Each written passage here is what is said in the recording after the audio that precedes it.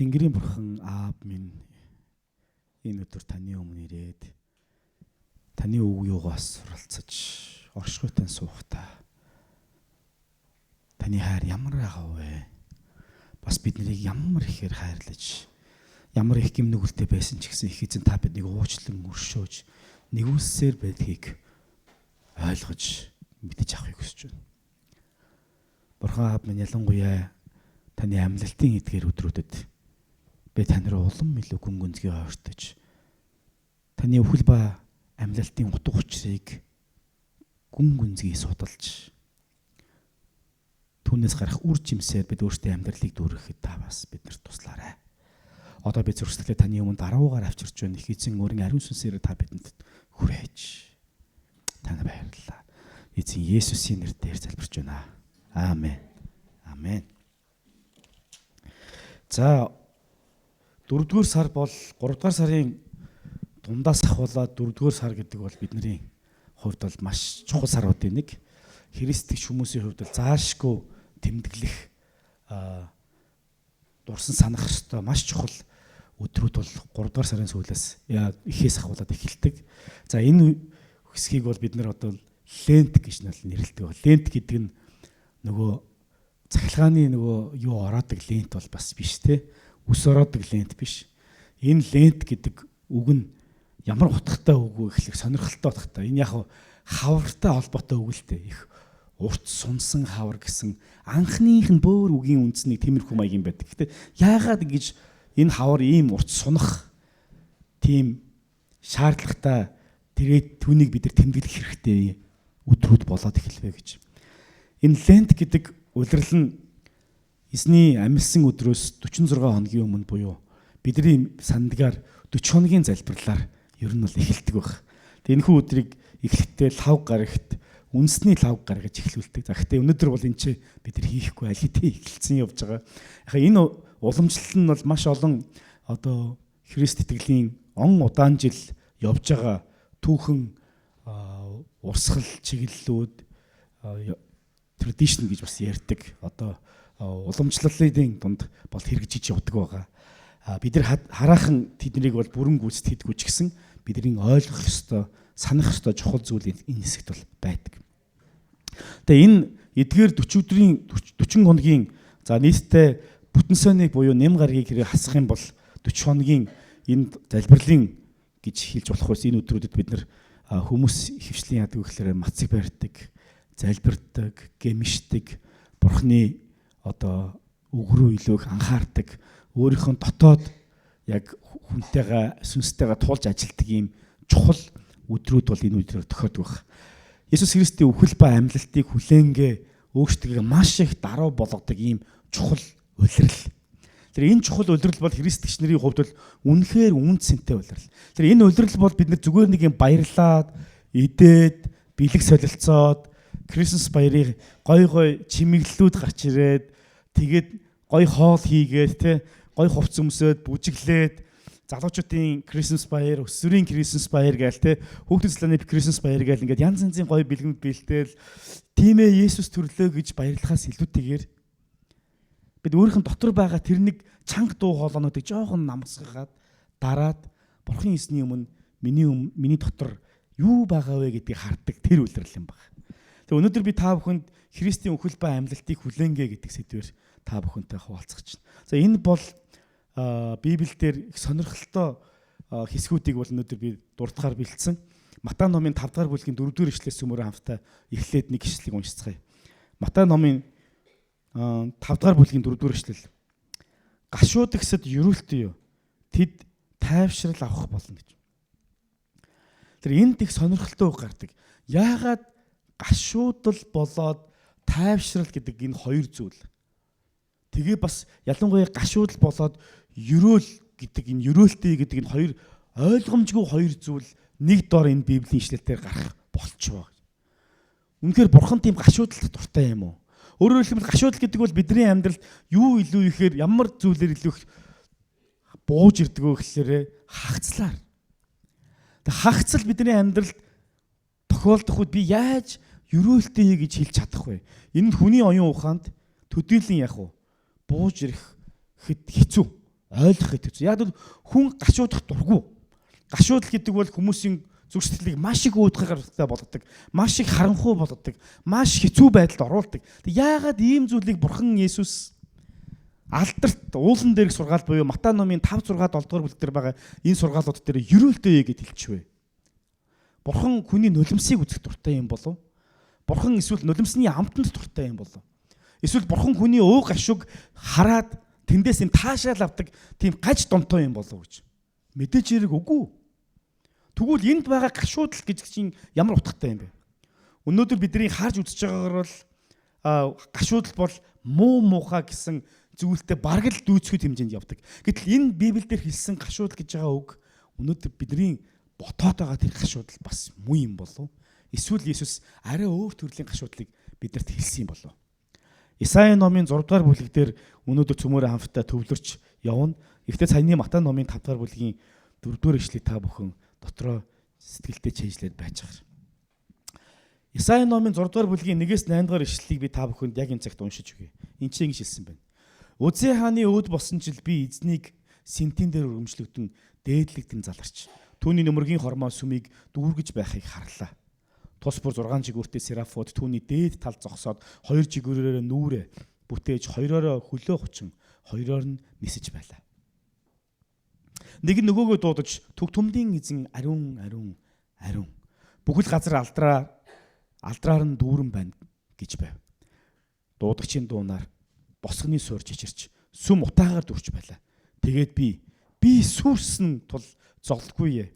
Би бузар уруултай хүмүүсийн дунд амьдардаг. Учир нь нүдм нь төг төмдийн эзэн болох хааныг харлаа гэв. Тэгэхэд серафуудын нэг тахлын ширээнээ шатаж буй нүүрсийг хямсаагаар авч аманд минь хүргээд харагтун. Энэ чиний аманд хүрснээр чиний хилэнц авч хаягдаж нүгэл чинь уушлагдлаа гэв. Дараа нь би эзнийг дууг сонслоо. Би хэнийг явуулах вэ? Хэн бидний төлөө явах вэ? Тэгэхэд нь би энд байна, намайг явуулаач гэвэ. Амен. Хүний дотор ингээд янз янзын сэтгэл хөдлөлүүд зэрэг оршиж идэг. Тэр дотор нэг ялахад хэцүү нэг сэтгэл хөдлөл байгаа. Тэр нь инээх болон уйлах. Хоёулаа нулимс гардаг.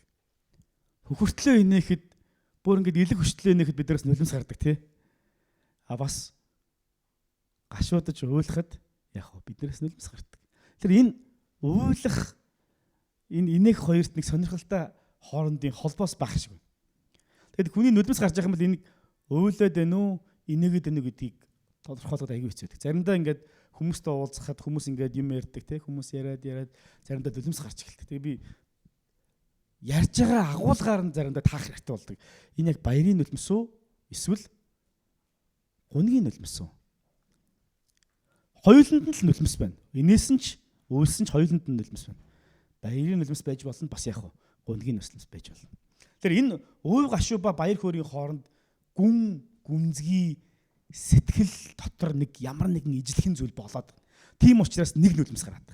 Яг зарим хүмүүс ярьдаг л та гашуудлын нулимсны орц, баярын нулимсны орц хоёр ондоо гэж. Гэхдээ бид нар ямар одоо шинжилж үзэлтэй нэшээ тий.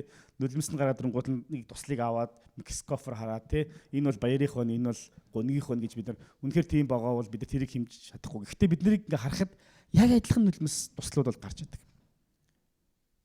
Гашуудлыг ерөөлтөө байдал гэж ойлгоход бидэнд жоохон тийм гачин жигтэй санагдах тохиолдол бий.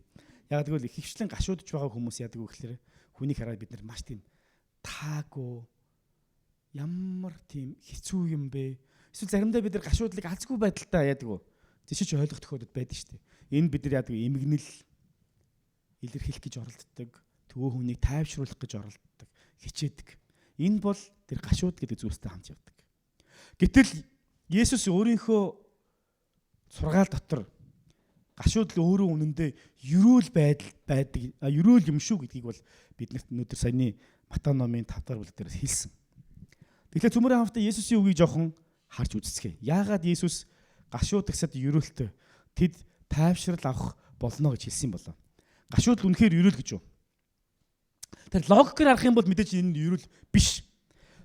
Зүгээр энгийн логикаар харах юм бол гашуудл, ерөөл хоёр хоорондоо нэг байх боломж байхгүй. Ягаад гэвэл энэ бол яг хүсэхгүй зүйл. Өрөвдөлтөө зүйл. Тэгээ бид тайвшруулахыг оролдоно. Харин ерөөл бол тийм биш. Хүсдэг. Тайвшруулах шаардлага байхгүй. Улам баяр хөөргийг нэмдэг. Өрөвдөх шаардлага байхгүй. Харин ч бахархан, сайшаан, магтана. Лук номын 6 дугаар бүлгийн 21 дугаар эшлэлийг цөмөөрөө хамтдаа харцгаая. Лук номын 6 дугаар бүлгийн 21 дугаар эшлэл.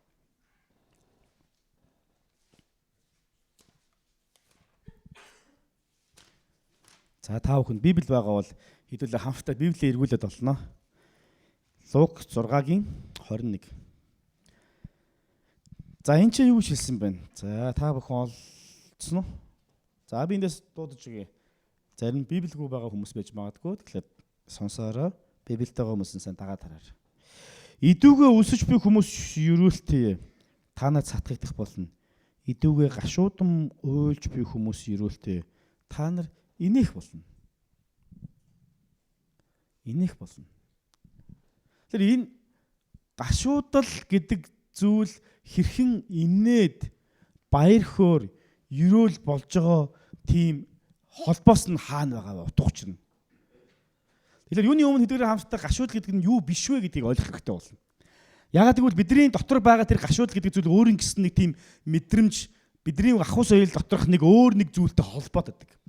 Гэтэл Есүс Христийн гашуудал гэдэг ашиглаад байсан зүйлс нь Библийн яриад байгаа зарим гашуудалтай холбоотой зүйл нь тэгвэл биднийхээс юугаараа ялгаатай вэ гэдэг цөмөр ихлэ харцгаая. Нэгдүгürt нь гашуудал гэдэг бол зүгээр гоншигнох зүйл биш гэсэн үг. Гоншигнол биш.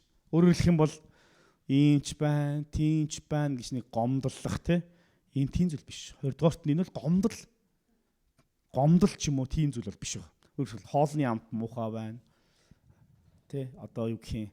Заримдаа 100 болохоор бид нар амар халууцаал ам цангаал усмас байхгүй ингээл ус байхгүй байна, халуус шүхлээ гэж гомдолдог. Үүл болохоор хүүтэн болол даараад байна, хөлтлөө гэж гомдолдог. Энэ бол гашуудал гэдэг бол энэ гомдол юуцөө биш. Бас энэ сэтгэлийн түр зүрийн нэг тийм мэдрэмж тесрэлт юуцөө биш. Энэ Библи яриад байгаа. Зүгээр л нэг үед тэрүүхэнд мэдрэгдэж байгаа зүйл бол биш гэсэн үг. Гашуудал бол бидний саяны Исаи номноос уншсанаар харах юм бол нэг тийм сонирхолтой үйл явдал гардаг. Тэр үйл явдлыг жоохон бид нар дахиад жоохон нарийн задлж үзнэ. Ерөнхий би эхлээд дүгнэлт хэлэхэд гашуудал бол бурхантай нүүр тулсан хүн зөв сэтгэлдээ мэдэрдэг тэр нэг ариун үйл явдлыг хэлээд байгаа. Саяны бид нар хэлээд байгаа. Есүсийн заагаад байгаа тэр зүйл. Өөрөөр хэлбэл хин нэг хүн нас бараад хагцаад тэгээд харамсаж уув гашууд автаж тийм нэг юм хоосон болж гэхээс илүүтэйгээр бурхны өмнө ирээд зүрх сэтгэл дотроо нэг мэдэрч байгаа тэр нэг мэдрэмж тэр нэг юу гэх юм эргэлт тэр зүйлийг бол бид өнөөдөр илүү онцолж харна. Тэгэхээр Исаи номын 6 дугаар бүлэг дээр энэхүү гашуудал болоод ерөөл хоёрын хоорондын холбоосыг маш тодорхойгоор харуулсан байдаг. Исаи номын 6 дугаар бүлгийн түрүүний бидний уншсан хэсгээр юу ч хэллээ. Түг түмзийн эзний өмнө ирээд ариун гэд ингээд түүнийг хараад дуулаад байж хаад Исаиад нэг сонирхолтой юм болдог. Бурхантай уулзж явахад Исаигийн нүдэн нээлттэй байсан. Нүдэн нээгдсэн. Өөрөөр хэлбэл Бурхныг олж хардаг. Мөн Бурхны дуу хоолойг сонсдог. Зүрх сэтгэлдээ ямар зүйл байгаа вэ гэдг нь ишлэгдэн харагж уруулан Бурхны өмнө яадаг вэ гэхээр хариу өгч Бурхантай харилцсныг тийм сонирхолтой олон мэдрэмжүүдийг дагуулсан ийм үйл явдал болдог. Тэгээ энэ бүх мэдрэмжүүдийн дунд хамгийн чухал зүйл нь юу гэхээр Бурхан Исаи хоёрын хооронд маш гүн гүнзгий тийм нэг юм учрал уулзалт бий болж байгаа. Маш гүн гүнзгий. Үнэхээр Бурхны өмнө сууж явах үед зүрхэн нэг тэгж догдолсон, ам нь ярьсан, Бурхны дуу хоолойг сонссон, нүдэрээ Бурхныг харсан, яг Бурхантай учирсан серафууд буюу тэнгэр ичнэр яаж байгаа гэхээр 6 далавчтай сераф хоёр нь нүүдээ хучиж Бурхныг ариун байдлыг харахаас айсан, хоёр нь магадгүй далавчаараа давж дивж нисэж, хоёр нь хөлөө хучиж Бурхны өмнө даруй байдлыг илэрхийлж байгаа тэр нэг үйл явдлыг нүдэрээ хараад одоо яаж байгаа вэ гэхээр Исаи нэг сонирхолтой үйл явдал болдог. Гашуудж эхэлдэг. Би цолдгүй ээ. Би ямар харамсалтай хүн бэ гэж гашуудж эхэлж байгаа. Исаи Бурхныг харамгцаа баярлан хөөрхийн оронд одоо юу болж байгаа гэхээр гашуудлыг илэрхийлдэг. Гашуудлыг.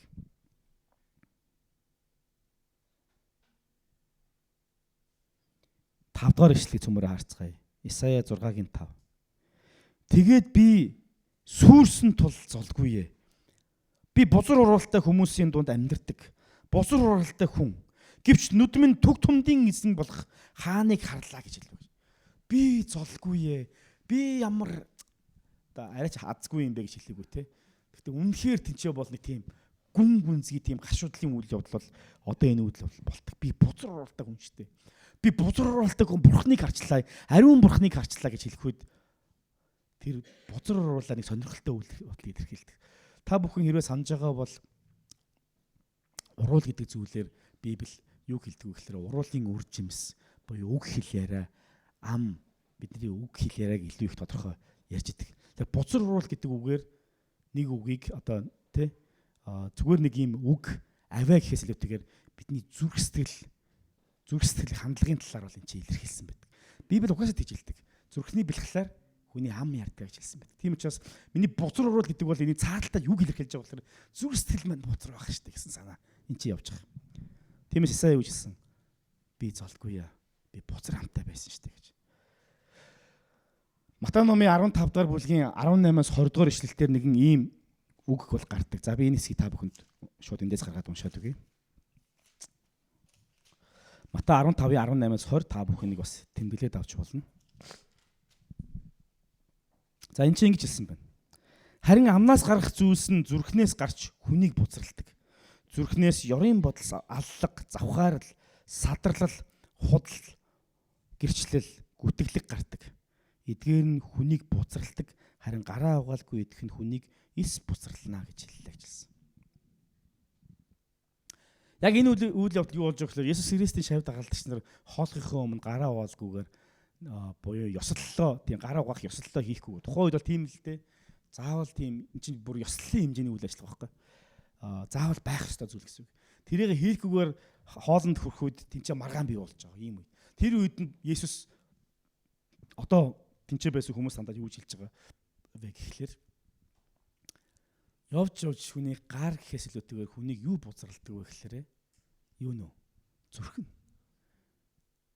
Тэгээ тэр зүрхний бузар гим нүгэл нь юугаар дамжиж гарч идэх гэхлээр амаар нь дамжиж гарч идэг. Бид нар ингээд зарим хүмүүстэй харьцахлаар нийгэмдэр ингээд хүмүүстэй харьцах зарим хүмүүсийн дотор энэ хүний дотор юу байгаа вэ гэдэг нь айгүй илээд харагддаг тий. Юугаар дүүрсэн бэ гэдэг нь илээд харагддаг. Зарим хүмүүсийн амнаас байнга завхаа зайд өгнөд гарч идэг. Зүрх сэтгэл нь юугаар дүүрсэн гэсэн үг. Тийм л зүйлээр дүүрсэн гэсэн. Зарим хүний амнаас байнга мөнгө гарч идэг. Тэр хүний зүрх сэтгэл нь түүгээр л дүүрсэн гэсэн. Зарим хүний амнаас байнга уур бухимдал хараал зүхэл гардаг бол тэр хүний зүрх сэтгэл нь уур бухимдал хараал үзэн ядалтаар л дүүрсэн гэсэн. Зарим хүмүүс харин эсэргээр байнга уушлал нэгүсэл ярьж идэг. Зарим хүмүүстэй уулзахад эхлээд уулзсангууд шууд яадаг үлээ. Бурхан өөрт нь юу хийсэн бэ талаар ингээд тэслэхгүйгээр ярих тохиолдол хүмүүс бас байдаг. Үүнхээр зүрх сэтгэл нь бурхны нэгүслэр бурхны тэр гайхалтай гэрчлэлээр дүүрэн хүмүүсийн амнаас тийм зүйл гардаг. Тэгээ бидний амнаас юу их хвчлэн гардаг вэ? Цөмөрөө одоо бодцгаая. Ер нь миний амнаас юу их гараад байна гэж. Йоо ямар их ядарч байна. Йоо яас их ядарч байна гэж те. Хавар болоод ядраад байгаа юм бахтаа. Бидний ам юугаар дүүрэн байна? Тэр нь юуны индикатор болдог вэ гэхээр зүрхний маань индикатор болж байна. Тэгэхээр таны амнаас юу хамгийн их ойрын үед гарч байгаа вэ? Тэр альва ёслолыг дэгж аягийг дутуу үйлдэлсэндээ хүн яадгүй, бузарддаггүй, харин яадгүй. Зүрхэнд нь байгаа зүйл нь түүнийг бузарлаж. Тиймээс Исая өөрийгөө би бузар уралтай хүн гэж хэлэхдээ зөвхөн энэ уруул үг хэл ярианы талаар гэхээс илүүтэйгээр зүрх сэтгэлийн талаар хэлж, зүрх сэтгэл нь Бурхны өмнө яах вэ? Ямар их гим нүгэлтэй вэ гэдгийг хүлээн зөвшөөрж маш даруухан болж байгаа энэ үйл явдал. Энэ үйл явдал гарч байгаа. Тэгэхээр Бурхны өмнө яг Бурхантай уулзах үед маш их гашуудсан нь тэр юу байсан бэ? Би ямар гим нүгэлтэй хүн бэ гэдэг зүрх сэтгэл доторх тэр гим нүглээ олж харсан ийм зүйл бас маш даруухан. Бардам зан үгүй. Гүн гүнзгий гимшил. Бурханлаг яах вэ? Гашуудлыг одоо энэ газарт мэдэрч байгаа. Тэгэхээр Бурхны сүр жавхланд ариун байдлыг харж бид хүн өөрийнхөө тэг аимшигтай болоод хар гим нүглийг түүнтэй харьцуулагдах үед хүн гүн гүнзгий гашуудал даруй байдал уух гашуугаар дүрдэг. Би яасан гэм нүгэлтэй юм бэ? Бурхан минь надаас болд гэж. Та бүхэн санаж байгаа бол хин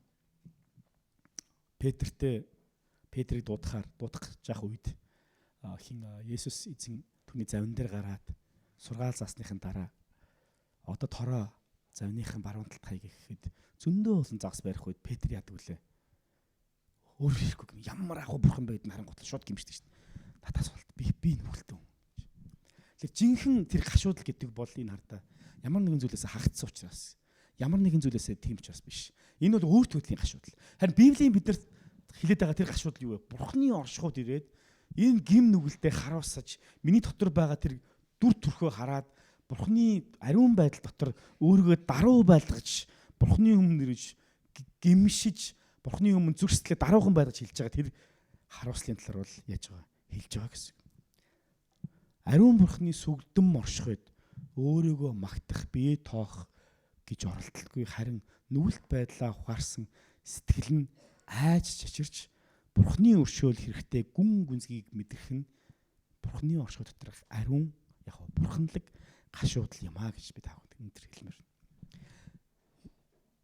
Исаягийн яг тэр мөчөд Исая Бурхны ариун байдлыг өөрийнхөө завхарсан байдалтай олж хараад яг тэр үед маш их тийм гашуудлыг мэдрэхэд Бурхан түүнд гарц шийдлийг өгсөн байдаг. Хүн Бурхантай нүүр тулах бүрт түүний өршөөлийг хүлээн авах боломжтой. Өөрөөр хэлбэл энэ гашуудл тэр хүний зүрх сэтгэлийг тэр ялангуяа бурханлаг гашуудл хүний зүрх сэтгэлийг дүүргээд би ямар гим нүгэлтэй хүн бэ гэд ингээд унах биш харин Бурханаас ирэх нэгүслийг хүлээж аваад дахин босгогдож шинжлэгдэж сэргээгдэнэ гэдэг бол энэ энэ гашуудлын гол зорилго шүү дээ. Тэрнээс энэ гашуудаал би өөрийгөө цүхээл би өөрийгөө буруутгаал тэр дотроо бүр унаал бүр ингээд гундаж гутраал байхгүй болох энэ зорилго юутэсөө Бурханых биш. Харин эсрэгээр Матай номын 5-р бүлэг ирүүлээ. Гашуудагсад ерөөлтөөе гэж хэлсэн. Зүрхэндээ гашуудж байгаа хүмүүс гим нүглээсээ болоод Бурхны өмнө даруй болж байгаа тэргээ хүмүүсийг ерөөлтөөе гэж хэлсэн. Яагаад гэвэл та нар амар тайвныг тайвшрууллыг авах болно. Ямар тайвшруул? Бурханаас ирэх уучлал шүү дээ. Хүн гим нүгэлтэй гэдгээ мэдэрч хүн өөрийнхөө амьдралд ямар нэгэн буруу зүйл хийсэн гэдгээ мэдрээд тэр хүнийхээ өмнө очих үед тэр хүн битгий санаад би чамайг уучлж ийн гэж хэлэх үед ямар их тайтгарлыг тэр хүн амьдралдаа авах боломжтой вэ? Тэр амар тайван шүү дээ. Бурхан байнга биднэрт хэлдэг. Чи гим нүглээ гимшээд миний өмнө ирэх юм бол яах вэ? Хуучлагтана. Амар тайвныг авах болно. Энэ бол яах вэ? Биднэрт байгаа хувь тавилан. Бид нэр гашуудл дотроо гунж гутраад үхдэг дуустдаг хүмүүс биш харин босгогдож сэргээгддэг хүмүүс. Исая зөвхөн өөрийнхөө төлөө гашуудаа зогсохгүйгээр мөн бас бусдын төлөө гашуудсан өгүүлбэр энэ ч бас гардаг. Мэдээж хэрэг хүн өөрийнхөө төлөө гашуудаж өөрийнхөө гимнүглийг гимшнэ гэдэг нэг хэсний асуудал. Исая өөрийнхөө нүглийг харсан, зүрхтлээ харсан, өөрийгөө өмгөөлөөгүй. Би уулын Бурхан таны өмнө юм байсан. Гэхдээ дааш та хитрхи ариун учраас би бохир харагдаад байна гэдэг ч юм уу те тийм юм хэлээгүй. Тэгээд тэр Бурханы өршөөлд найдсан, суусан Бурхан түүний нүглийг уушлагдлаа гэж хэлсэн. Тэгээд цог авчраад түүний аманд хүргээд одоо чи ариун болсон. Энэ ямар утгатай юм? Бид нэр Бурханы өмнө гимших үедээ амаа уруулан дээр цог авчиж тавих хэрэгтэй гэсэн үг үү? Үгүй. Бурханы уучлал, Бурханы тайтгарал, ямар ч гим нүгэлтэй байсан Есүс Христийн биднийг уучлсан, мөнхийн улсад оруулах тэр эрхийг өгсөн тэр уучлалын талаар харуулж байгаа гайхалтай шил шүү дээ. Исаи ном бол бүхэлдээ шин гэрээн дээр Есүс Христийн эрх дүр төрхийн талаар сүүдэр нь болж маш олон зүйлсүүдийг харуулсан ном. Энэ иш үзүүлгийн ном дотор ирээдүйд ирэх уучлал нэгүсэл ариусгалын талаар яах вэ? Зааж сургадаг. Үүний нэг тод томрон жишээ бол тахилын ширээн дээрх цог авчираад түүний урууланд нь хүргээд чи одоо ариун болсон гэж хэлж байгаа тэр үйл явдал Есүс Христ загламай дээр хург адил цовдлогдоод шатаал дахил адил өргөгдөөд түүний урссан цусаар болж хүн төрлөختөн уучлагдсан гэдгийг харуулж ирсэн үйл явдал одоо энэ Исаи номын саяны бидний уншсан хэсгээр бол тохиолдож байгаа. Мөн Исая өөрийнхөө төлөө гашуудгаас гадна бусдын төлөө гашууддаг. Бусдын төлөө. Түрүүний уншсан энэ дэр бол би миний уруул одоо бузар. Тэгээ би бас бузар уруултай хүмүүстэй хамт байдаг гэж хэлдэг. Израилийн ард түмэн энэ их сонирхолтой л доо. Тэд нэг юм ялангуяа Исаягийн үед бол нэг тийм морал буюу одоо энэ нэг юм ёс зүйн хувьд, этикийн хувьд маш тийм дорой болцсон, зөв нь буруу болцсон, буруу нь зөв болцсон нэг ийм үед амьдарч ирсэн сонирхолтой үе бол байдаг. Исаи номын 5 дугаар бүлэг дээр очих юм бол 5 дугаар бүлэг дээр хэд хэдэн ийм сонин зүйлсүүд л гардаг. Энэ айгүй олон энэ 5 дугаар бүлэг дээр нэг золгүй гэсэн зүйлсүүд бол гардаг байгаа юм. Золгүй гэсэн үг хэллэгүүд. Тэгээ ялангуяа энэ золгүй гэсэн үг хэллэг дотор ямар санаа их байдаг вэ гэхээр мууг сайн болгоод сайныг муу гэж нэрлэгчт нь золгүй. Өөрсдөө мэрэгэн ухаантад тооцогчдод бас золгүй гэж.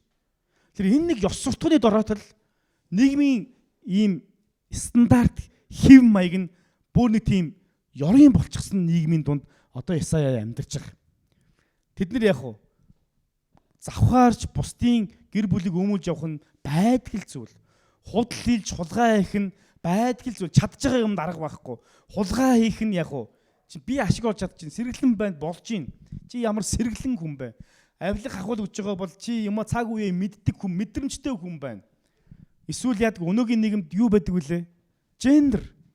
Гендер гэдэг нэрийн дор маш олон төрлийн хүүсүүд гараад ирсэн сүултээ. Тэгээд одоо ялангуяа янз янзын төвшөнд ингээд юм яриад эрэгтэй эмэгтэй чи эрэгтэй юу эмэгтэй юу гэхээр та яасан гендерийн мэдрэмжгүй юм бэ гэж өөдөөс хэлдэг болсон шүү дээ. Тийм энэ та бүхэн тулгаж ирсэн үү? Яагаад л эрэгтэй эмэгтэй гэдэг чинь ингээ асуух нь гендерийн мэдрэмжгүй гэсэн чинь эрэгтэйч биш байж болно шүү дээ. Эмэгтэйч биш байж болно те. Эрэгтэй мөртлөө эмэгтэй, эмэгтэй мөртлөө эрэгтэй, эрэгтэй эмэгтэй, эрэгтэй тустай гэдэг ингээд явсараад хэдэлээ сүүл үед амар олон хүүснүүд гараад ирсэн те. Тэр болгоны тус нь асуух ёстой гинэ. Тэгэхгүй бол би ямар вэ гэхээр гендерийн мэдрэмжгүй хүн болно гэж. Исаигийн энэ 5 дахь бүлэг дээр гарч байгаа энэ үед Израилийн ард түмэн яг юм болцсон, бузар болоод ирээд болцсон. Бид нар мэдэн дээ. Содом Гоморын хотод юу боллоо? Лот болоод Лотын гэр бүл тохиолдсон үйл явдал болдог тий. Тэнгэр элч нар хурж ирээд Лотын гэрийг гадаа ирээд Лоттой хамт уулзаа гэрт нь ороход тухайн үеийн хотын иргэд хурж ирээд наад хоёр зочноо гаргаж ир бид нар шинэ хүнтэй завхаармаар байна. Гаргаж ир гээд бүр ийм ёс зүйн дороотчихсэн үе хүртэл байгаа. Одоо энэ үед яаж байгаа гэхээр зүгээр л мууг сайн гэдэг. Ёрын юмыг гоё гэдэг. Үзэн ятах хэвээр зүйлийг магтдаг, сайшаадаг ийм нийгэм дотор Исая амьдарч байгаа. Ёс суртахуунд бөдөлсөн, мууг сайн болгоцсон, сайныг нь яг буцаагаад хамгийн тэнэг муу болгоцсон ийм үед. Исаягийн зүрхсэтгэл маш их өвдөж байгаа. Би бузар уралтай би буюу миний зүрхсэтгэл гим нүгэлтэй гэж хэлхийг хажуугаар яг ийм хүмүүсийн дунд ч гэсэн би амьдарч байгаа. Бид бүгдээрээ ийм яг зовлонтой. Өөрөөр хэлбэл зөвхөн би бурхны өмнө хариуцаж зогсохгүйгээр тэд ч гэсэн яах ёстой вэ? Бурхны өмнө ирэх ёстой гэсэн чухал санааг энэ хэлдэг. Лук номын 19-р бүлэг дээрээс би та бүхэнд нэг ишлэгийг уншиж өгье. Лук номын 19-р бүлгийн 41-р ишлэлээр нэг ийм 41-42-р ишлэлээр ийм түүх гардаг. Хотод ойртож очиод Есүс хотыг харж түүний төлөө уйлан энэ өдөр чи ядаж юу амар тайванд хүрэхийг мэдсэнсэн бол гэвч идэвгүй энэ нүднээс чинь таллагдчихэ гэж. Юу амар тайван болох байсан бэ Иерусалимыг? Есүс Христ шүү дээ. Гэтэл тэд яаж байгаа вэ гэхээр Есүс Христ буюу аврагч гэж үзэхгүйгээр яг хадуучдтай адилхан, бослог гаргагчтай адилхан, гим нүгэлтнүүдтэй адилхан байдлаар эсрэгээр нь харж яаж байгаа вэ гэхээр алж совдлох гэж явж байгаа. Гэхдээ Дуулал номын 126 дугаар бүлгийн 5 дугаар ишлэлээр нулимстайгаар үр тархистанд баяртай дуу хөртөгөөр хураана гэж хэлсэн байдаг. Нулимстайгаар үр тархичнд баяртай дуу хөртөгөөр дуулаар хураана гэсэн. Ингээд харахад дахиад л хуучин гэрэж гисэн яадаг вэ гэхээр нулимс нь үй гашуун баяр хөөртөө. Үй гашуун ерөөлтөө. Үй гашуун амар тайвантай яадаг вэ? Параллел буюу хамтдаа ажиллаж байгаа юм түүх гардаг. Энэ сонирхолтой л доо дундад зууны үед, шинжлэлтийн үед энэ нулимс гэдэг зүйл бол өөрөө их том сонирхолтой юм бүр юм одоо юу гэхийн ойлголт болоод их сонин үг хэллэгүүд бас хөгжсөн байдаг. За энэ ч би нэг 4-р зууны үед байсан Evagri Pontic гэдэг хүний хэлсэн үгийг уншиж өгье. Нулимстай залбирлан сэтгэлийн догшрлыг дардаг. Нулимсаар залбирх нь Бурхны бэлэг юмаа гэж үрт хэлсэн байна. Нөө догшроод байгаа, савлаад байгаа тэр зүг сэтгэлийг нулимстай залбирал бардгаа гэсэн утгатай. Гэхдээ энэ юу гэсэн утгатай вэ гэхээр за тэгвэл одоо яагаад бол жоохон ойлгох хэрэгтэй байна. Яаж ойлгох вэ? Нэг уйлж ажил залбирх юм бол энэ жинхэнэ залбирал болох юм байна гэх те. Ямар нэгэн юм хэрэглэх хэрэгтэй нүдэндээ тэр мэдэж үгүй шүү дээ. Энэ нулимс гарч ийн гэдэг чинь нөгөө нэг баяр хөөр болоод өв гашуугийн дотроос гарч байгаа тэр нэг сэтгэл хөдлөл буюу гүнээс минь гарч байгаа тэр нэг залбирал бол сэтгэлийн догшрлыг дардгаа гэсэн санааг илэрхийлж байгаа. Тэрнээс нэг юм нулимс нэг худлаа үнэн мэддэхгүй юм гаргана гэдэг нь эн чинь нөгөө нэг үнэн залбирал гэсэн үг биш шүү дээ, тийм ээ. Йоон Клемаки гээд 7-р зууны үед байсан нэгэн хүн хэлэхдээ нулимс бол баптизмтай адилхан юм а гэж зөвлөсөн байдаг. Нулимсыг баптизмтай адилхан юм. Тэгэхээр нулимсыг яг уу энийг бүр гүнээс гарч байгаа тэр чин сэтгэлийн залбирал, чин сэтгэлийн гэмшил, чин сэтгэлийн яг уу ариун биш ариун гэсэн үг гашуудл гэж илэрхийлж байгаа. Бид худлагаасаа хурамчаар гаргадаг нулимсыг юу гэж нэрлэдэг вүлээ? Матрийн нулимс гэж нэрлэдэг тий. За яах вэ? Нэг матрийн нулимс гэдэг шиг тий. Тийм үг мэддэггүй байхад муухай үг заагаад өгч яач. Энэ нэг матрийн нулимсны талаар бол яг энэ хүмүүс бол хэлээгүй. Бурхантай жинхэнэ учрлын үр дүнд гарч буй тэр нэг нулимсны талаар ярьж байгаа. Тэгээд Evagri Pontic-ийн хэлснээр бол энэ нулимс гэдэг бол Бурхны бэлэг юм аа гэж хэлсэн байдаг. Бурхны бэлэг. Бас нэг хүний хэлсэн үгийг би та бүхэнд дурдчихъя. Йоон Клемаки гэдэг хүн нулимс нь баптизмтай зүүрлэмээр гэж хэлэхдээ бид уйлж гашуудж байх үед энэ нь үнэндээ баптизмтай адилхан нөлөөг биднэрт үзүүлдэг гэдэг юм санааг хэлсэн байдаг. Нөлөөг. Тэгээ шинжлэлийн үеийн теологч Симон гэдэг одоо энэ 11-р зууны үеийн хүн бол нулимс бол 2 дахь баптизм гэж бүр дахиж тэрийг баталж тодорхойлж хэлсэн байна. Тэр нь юу гэсэн үг вэ гэхээр тийм утга учиртай үн цэнтэй бидний дотроос гадагшаа шигсэн өөрчлөлтийг маань харуулж идэг тэр илэрхийллүүдийн нэгийг гэсэн санааг илэрхийлсэн байдаг. Ихэс номын 5 дугаар бүлэг дээр Иохан нэг сонирхолтой ууг гашууны талаар хэлсэн байдаг. Би өөлөн уйлсаар байсан гэдэг нэг юм үг байгаа. Энэ ямар үйл явдал болсон бэ гэхээр ийм болдог. Нөгөө лацнуудыг задалдаг. Тэгээ нэгэн хуйлмал бичээс байхад түүнийг одоо нээх гэсэн чинь нээх хүн олддоггүй. Нэг хуйлмал ном. Тэгээ тэр хуйлмал номыг нээх хүн олдохгүй байгаа учраас Иохан яадаг вэ гэхээр гашуудаж уйлсаар. Гэхдээ яг дараа нь хүний хүү шиг дүртэй нэгэн ирээд онгойлгодог л тоо. Тэр Бурхны нэг үгийг тэр Бурхны хийж байгаа ажил нь ингээд явагдахгүй гацсан юм шиг нөхцөл байдал дээр одоо яаж байгаа вэ гэхээр Иохан нулимс гаргаж гашуудж байгаа үйл бол гардаг. Тэгээ тэр үед нь найдлагдсан хураг Есүс Христ гарч ирээд тэр номыг нээж түүх цаашаа үргэлжлэж байгаа үйл явдал гарч байгаа. Яг энэ Ишлэл номын 5 дахь бүлэгтэй холбоотойгоор теологч Эдит Хамфри гэдэг хүн хэлэхдээ хэрэг бид Бурхны өмнө Иоханыг даган өөлөх тэр агшинд хизээч нэгдэж үзээгүй бол нэгдэж үзээгүй тэр хаалга ердөө л хангалт ингэж хэлсэн. За би одоо айгүй ойтгон тайлбарлах гэж оролдъё. Заримдаа бидний амьдралд хизээч нэгдээгүй тийм санаа нэм. Заримдаа бидний амьдралд хизээч нэгдээгүй тийм хуйлмал ном мэт бас хаалга мэт олон зүйлсүүд байдаг. Тэгээд Иохан мэт яг Бурхны оршихуйд түн дотор одоо ариун юугаар гашуудаж нулимстайгаар Бурхны өмнө залбирэн суух үед хураг болсон Есүс Христ ишлэгдэж тэр бүх гацсан мэт амьдралын маань хаалгыг нээж бидний амьдрал урагшилтгаа гэсэн санааг мань хүн бол хэлсэн баг. Тэгээд уйлах нь бол итгэлгүй, сул дорой эсвэл зовлонтой байгаа биш харин эзэнд итгэж найдаж байгаа түүний шинжлэлт ба өөрчлөлтөнд итгэж байгаагийн хэлбэр юм а гэж хэлсэн байдаг. Гэтэл өнөөгийн орчин үед хүмүүс уйлахаас илүүтэйгээр юуг сонирхдаг вэ гэхээр инээхийг сонирхдаг. Уйлах уу инээх үү гэж асуувал хүн юу гэж хэлэх вэ? Инээл гэж хэлдэг. Инээ гэж хэлдэг. Нээл постман гэдэг хүн хэлэхдээ бид өөрсдөө инээлгсээр байгаад мөхөж байна да гэж хэлдэг. Бид өөрсдөө инээлгсээр байгаад л цаашдаа явах уу? Мөхөж байна да гэж. Өөрөөр хэлэх юм бол жинхэнэ сүрслээс ирэх даруй байдал, гимшил, гим нүгэлтэд харуулсдыг бус дандаа аз жаргал, баяр хөөр, хуурамч инээдэг хүн өөрийнхөө амьдрал бий болгох гэж хаана инээд гоё юм ярьж ийн тийшээ л явъя гэсэн сэтгэл нь биднийг буцаагаад нөгөө талдаа маш хуурамч хүн болгож жинхэнэ бурхнаас ирэх дарууслыг үгүй хийж мөхөлт байдалд хүргэдэг гэсэн санааг хэлж байгаа. Гим нүгэлтэд гимшиж бурхны өмнө өөрийгөө даруй болгоно гэдэг бол энэ лент буюу Христийн үхэл амьлалтыг хүлээж буй энэ урт удаан хаврын удирлын хамгийн чухал хэсэг. Бидэрт инээх үзүүндээ тохиолдно.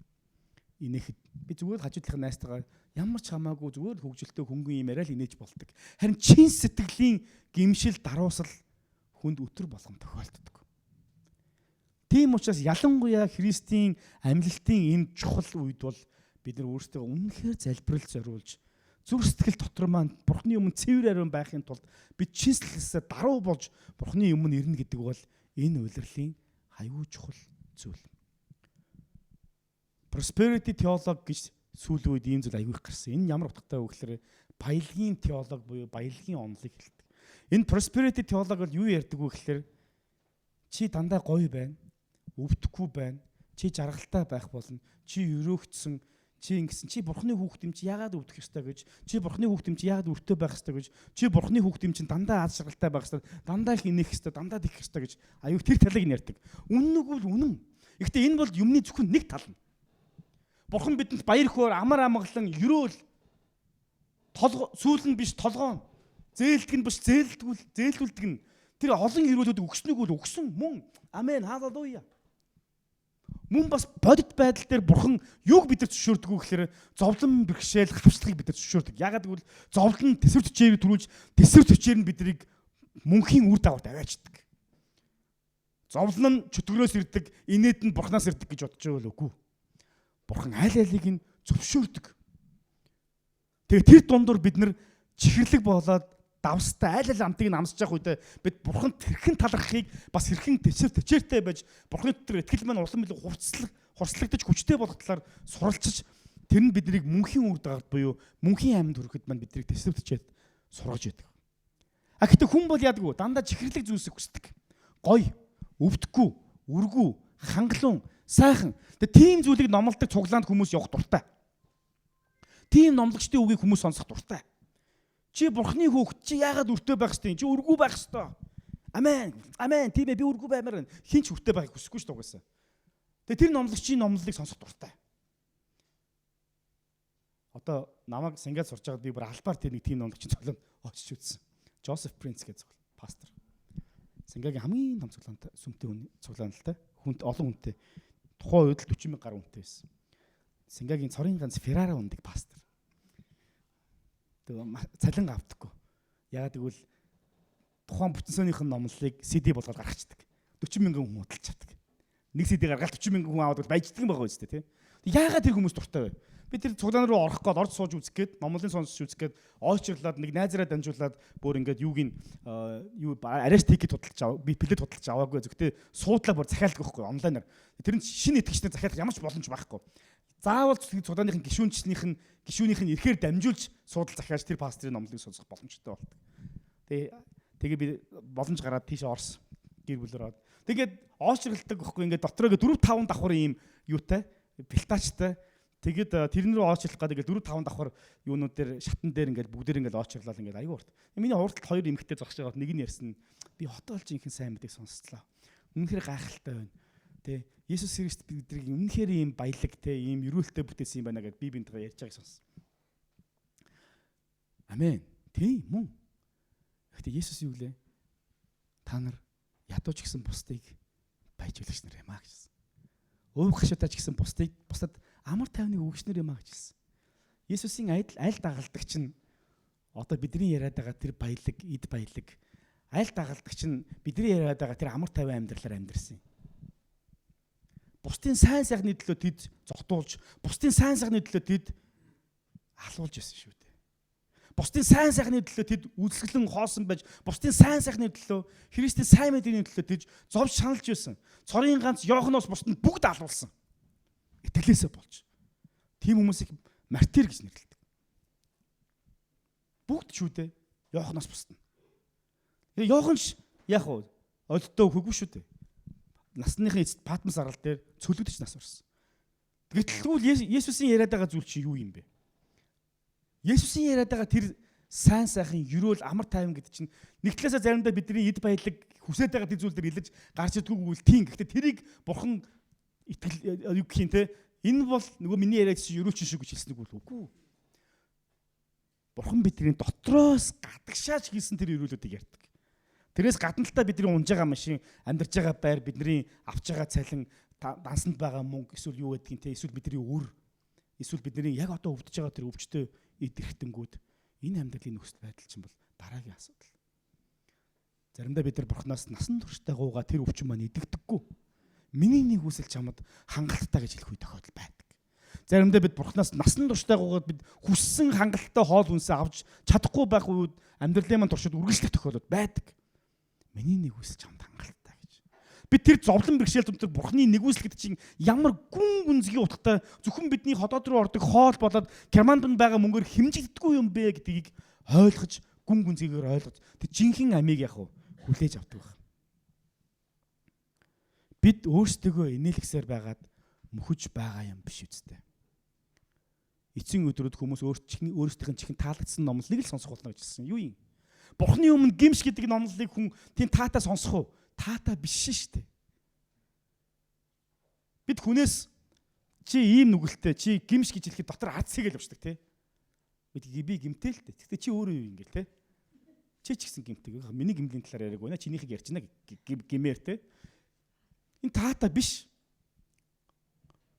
Есүс Христийн сайн мэдээний төлөө үсэл цангах ёстой гэх юм бол би өсмөөргүй байна гэж хэлдэг. Тэгээ тийм номлолыг сонсохоор би танаа цуглаанд чи яваагүй. Би зүгээр ерөөл ивэл ад жаргал баяр хөөр инээдэм сайн сайхан хайр тэрийг л сонсомоор байна. Тэрийг заадаг цуглаа хаана байна? Тийшээ би очие. Гэтэ Библиэлд тэр байгааг бол байгаа. Бас нөгөө зүйл нь ч гэсэн байгаа. Тийм учраас цогц бүрэн бүтэн эзний үгийг бид нар яах ёстой? Сонсох ёстой. Ялангуяа энэ лент буюу эзэн Есүс Христийн үхэл ба амьлалтыг хүлээж байгаа энэ урт хаврын үлрэлт. Бурхны гайхамшиг хүлээж байгаа тэдгэр хүмүүсийн хувьд бид өөрсдөө даруй болгож их эсний өмнө яг энэ үед онцгойлоод эсний өмнө гимшиж даруй болно гэдэг бол бид нэр сүнслэг амьдралдаа хийж юм маш сериосны буюу нухацтай шийдвэрүүдийн нэг байх бол. Эс тэгвээс бидний мөргөл зугаа цэнгэлийн тавцсан төдий болж хүмүүсийн итгэл түр зуурын асаад унтрах дэнлүү мэт байх боломжтой бол. Есүс юуг амласан юм бэ?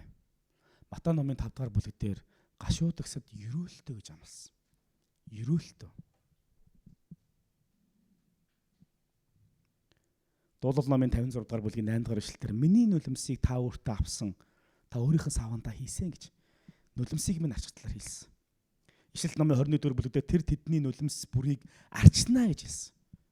Есүс өөрөө уйлсан, зовлон мэдэрдэг, зовлонгийн хүн байсан гэдэг талаар Исаи номын 53 дугаар бүлгийн 3 дугаар ишлэлээр хэлсэн. Тийм ч учраас зовгсод ерөөлтэй гэж Библиэлд хэлсэн. Дүгнээд хоёр зүйлийг хэлээ. Нэгдүгээрт бид өөрсдөө тогтмол шалгаж байх хэрэгтэй. Зөвхөн сайн талыг харж, зөвхөн сайн сайхныг хүсэж, зөвхөн тэр элбэг хангалуун байдлыг бус. Үүнийг бид нар угаасаа амархан хайж чадна. Харин үхэлд хүрэх аюултай гим нүглийн үр үндэс миний амьдрал байгаа юу гэсгээр бид нар яг өөртөө тогтмол шалгах хэрэгтэй. Эртний хүмүүс үүнийгээ юу шилдэг байсан бэ гэхээр өөрийгөө шалгах гэдэг хэл зүгээр илэрхийлдэг байсан. 1-р Коринт номын 11-р бүлгийн 28-р ишлэлээр Паул өөрийгөө шалгаарай гэж тодорхой бас хэлсэн байдаг. Тийм учраас бид яах ёстой вэ? Өөрийгөө байнга шалгах хэрэгтэй. Өөрийгөө дандаа ундаагаар хооллох биш. Миний эрүүл мэндэд юу болохоо байж байна? Миний ясны эрүүл мэнд ямар байна? Зүрхний эрүүл мэнд маань ямар байна? Дотоод эрхтэнгүүд маань ямар байна? Шүүрлийн булчиргаанууд маань ямар байна? Миний өнгө үзэмж арьс маань ямар байна гэж бид нар өөрсдөө шалгадаг шиг сүнслэг амьдралаа шалгах хэрэгтэй. Миний хандлага ямар байна? Миний үг хэл яриа ямар байна? Миний амнаас юу их гараад байна сүүлийн үед? Энэ бидний шалгах ёстой чухал зүйлсүүд мөн. Бурхан минь намааг шинжиж зүрхийг минь мэдээч гэж Дуулал номын 139-р бүлгийн 23-24-р эшлэлээр яг энэ талаар хэлсэн байдаг. Хоёрдугаарт нь бид нар чуулганы мөргөл дотроо зөвхөн бал бурмыг хайж ирэх биш, заримдаа тэр гашуун үннийг яах вэ? Сонсох хандлагатай байх хэрэгтэй. Өөрөөр хэлбэл бид нар хандлагаа яах вэ? Сүмийн мөргөлийн хэм маягаач гэсэн тэр эсийн мүлгийн удирдагч нар, номлогч нар маань, манай чуулганыхан маань энэ бурхны чихэр шиг амттай зүйлс бол давс шиг тэр үнэн хоёрыг аль алиг нь хоршруулан байж үнэн сургаалыг дамжуулах ёстой. Хүн татахын тулд дандаа гоё юм чихэн дээр цэцэг ургуулж байгаа юм шиг ярьж болохгүй. Библи гимш гэж хэлсэн бол бид яах ёстой? Гимших ёстой. Тийм учраас цөмөөрөө хоёр зүйл дээр өнөөдөр сургаалan дээр анхаарцгаая. Нэгдүгээрт нь өөрсдөө шалгацгаая. Зүрхлээ шалгацгаая. Хоёрдугаарт нь өөрийнхөө мөргөлийн хандлагыг өөрчлөлтөө гэж таавдаг уриалмаар. Одоо бүгд хамтдаа хийсний оршууд ирээд үнэхээр өөрсдөө зөрчлөлийг гисний өмнө ирээд авчирцгаая. Шалгах хэсгэнд цагийн цөмөр халд гаргацгаая. Эзэн минь. Исая таны оршууд ирээд